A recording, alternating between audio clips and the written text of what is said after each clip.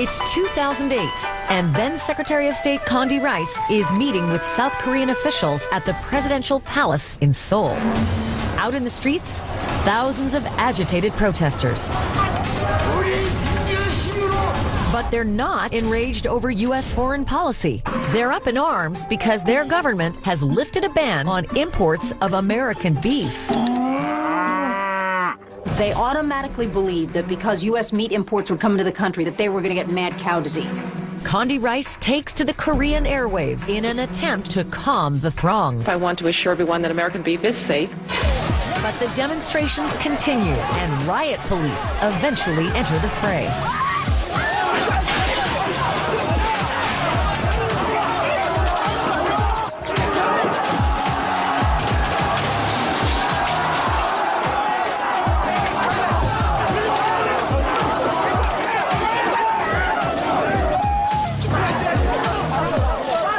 I love the woman with the spatula. She's got a cell phone in one hand and a spatula in the other, and she's having none of that American meat.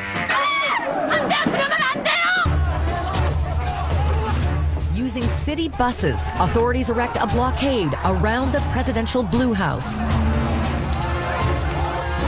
But the impassioned protest won't back down. These rioters put ropes around the buses and literally pulled them over so they could get into the presidential palace. That's unbelievable.